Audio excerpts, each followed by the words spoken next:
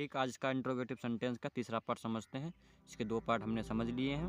ठीक, और देखो पहचान देखो इसकी समझते हैं। ठीक है, वाक्यों के शुरुआत में क्या, वाक्यों की शुरुआत में यानी वाक्य जब शुरू होगा तो शुरुआत में क्या दिया होगा, प्रश्नसूचक शब्द। ठीक है, प्रश्नसूचक शब्द जो है क्या दिया होगा, क्या प्रश्नसूचक शब्द दिए होते हैं। ठीक है, जो प्रश्नसूचक शब्द होते हैं वो शुरुआत में दिए होते हैं। ठीक है, जैसे क्या हो गया, कब हो गया, कैसे हो गया, क्यों, इसके बारे में। ठीक, समझते हैं आगे। इसका देखो रूल क्या है, मेन चीज़ क्या है, हमारा रूल है। देखो रूल अगर याद कर लिया तो समझ लो सेंटेंस लग जाएंगे आपके। ठीक है, देखो रूल क्या है, इज है, फिर क्या है आर, फिर क्या है आर, फिर एम।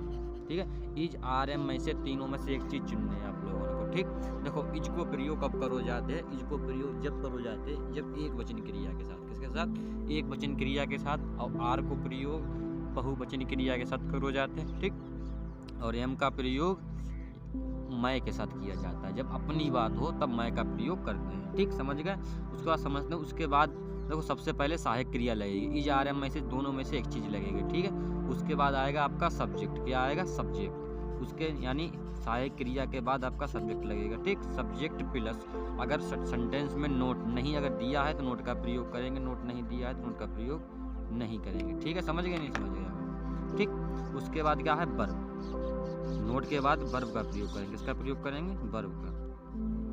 वर्ब की फर्स्ट फॉर्म, वर्ब की कौन सी फॉर्म लगेगी, वर्ब की फर्स्ट फॉर्म लगेगी, फर्स्ट फॉर्म में आईएनजी।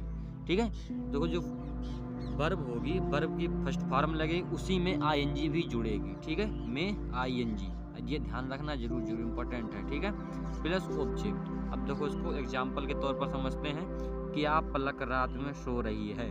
ठीक है, पलक एक लड़की का नाम है। ठीक, तो जो कैसे बनेगा, तो सबसे पहले रूल के हिसाब चलते हैं, इन तीनों में से एक चीज़ हमको चुनना है। ठीक है, इज आर एम में से देखो इज का प्रयोग हमने बताया था कब करेंगे, एक वचन, तो लड़की है भाई, पलक एक ही तो है, तो उसके क्या लगाएंगे, इज। ठीक है, तो क्या लगा दिया हमने, इज।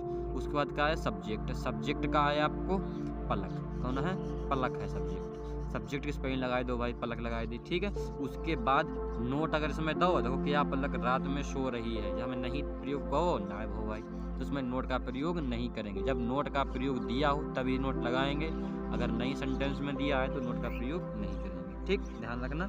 उसके बाद इसको छोड़ते हैं, आगे बढ़ते हैं वर्ब। वर्ब मतलब क्रिया। ठीक है, जिसमें आपके हाथ पैर चल रहे हैं उसे क्या कहते हैं, क्रिया।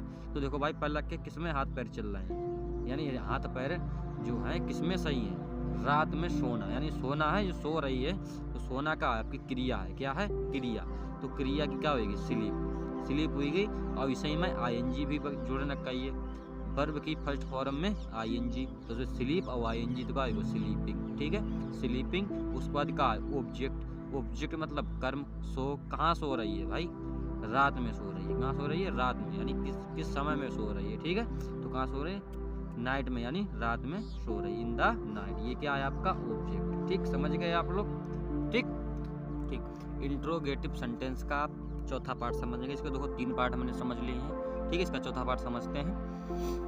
पहचान, सबसे पहले क्या है पहचान, तो पहचान इन वाक्यों के बीच में, ध्यान रखना यही में, इन वाक्यों के बीच में, ये ध्यान रखना, ये बीच में प्रश्नसूचक शब्द, यानी जो वाक्य के बीच में प्रश्नसूचक शब्द आएंगे आपके। ठीक है, कौन कौन से प्रश्नसूचक शब्द होते हैं, देखो जैसे कब होता है, क्यों होता है, क्या होता है, कैसे होता है, कहाँ होता है। ठीक है, आदि शब्द इनमें से आ सकते हैं बीच में से। ठीक है, सेंटेंस के बीच में। ठीक है, वाक्यों के बीच में प्रश्नसूचक शब्द आते हैं तो किस में पहुंच जाते हैं, इंट्रोगेटिव सेंटेंस के 4 पार्ट में। ठीक, समझ लेना। तो वो 3rd पार्ट है ये इंट्रोगेटिव सेंटेंस एक ही, पर इसके 2 हमने अलग अलग इसलिए करते हैं कि देखो एक में बीच में आते हैं प्रश्नसूचक शब्द और एक में शुरुआत में आती है, इसलिए मैंने अलग कर दिया। ठीक है, इसको इसीलिए मैं इसको 4 पार्टों में पढ़ा रहा हूँ। ठीक, समझ गए आप लोग।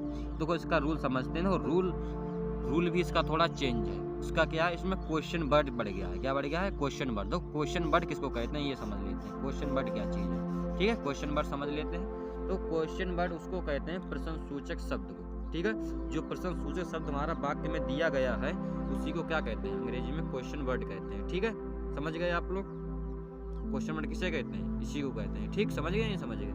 फिर उसके बाद क्वेश्चन वर्ड यानी बीच में ऐसे राम घर क्यों नहीं जाता है, तो सबसे पहले क्यों की स्पेलिंग लगेगी। क्वेश्चन वर्ड का मतलब यहीं पर यही है, क्वेश्चन वर्ड मतलब क्यों का स्पेलिंग सबसे पहले लगाया जाएगा, ठीक है। उसके बाद इज आर एम का प्रयोग किया जाएगा, इनमें से एक चीज तो इसमें से, ठीक है।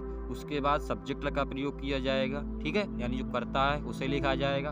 अगर वाक्य में नोट दिया है तो नोट का प्रयोग करेंगे, नहीं दिया है तो नहीं करेंगे, ठीक है। ध्यान से समझिए, कोई जल्दबाजी नहीं है, ठीक है। और ना समझ में आए तो तुरंत बताएं, ठीक है। वर्ब की फर्स्ट फॉर्म में, यानी वर्ब की जो कौन सी लगेगी, फर्स्ट फॉर्म लगेगी, उसमें आईएनजी भी जुड़ेगी, ठीक है, प्लस ऑब्जेक्ट, ठीक, समझ गए। आगे समझते हैं इसका एग्जाम्पल, ठीक, एग्जाम्पल समझते हैं। रानी मैदान में फुटबॉल क्यों नहीं खेल रही है, ये हमारा एग्जाम्पल है। देखो ये बनेगा कैसे, देखो रूल अगर याद करना पड़ेगा आपको भाई, तो सेंटेंस सीखना है तो सेंटेंस सीख गए तो आप इंग्लिश बेभाग बोल सकते हैं, समझ लो। कोई भी से रानी मैदान में फुटबॉल क्यों नहीं खेल रही, इतना बड़ा सेंटेंस है, इसको हम अंग्रेजी में बगैर रूल देखे कैसे बना सकते हैं। देखो रूल याद होगा तभी बना सकते हैं, नहीं याद होगा तो नहीं बना सकते हैं, ये ध्यान रखना, ठीक है। रूल तो आपको याद करना पड़ेगा, ठीक है। तो सबसे पहले मैंने क्या बताया था, क्वेश्चन वर्ड, क्या बताया था आपको, क्वेश्चन वर्ड। तो क्वेश्चन वर्ड इसमें क्या, प्रश्नसूचक शब्द कौन सा, पहले हिंदी में पढ़ते हैं। रानी मैदान में फुटबॉल क्यों, क्यों है कि नहीं, क्यों क्या है आपका, क्वेश्चन वर्ड है, क्या है, क्वेश्चन वर्ड, ठीक, ध्यान रखना, यही प्रश्नसूचक शब्द है आपका, ठीक।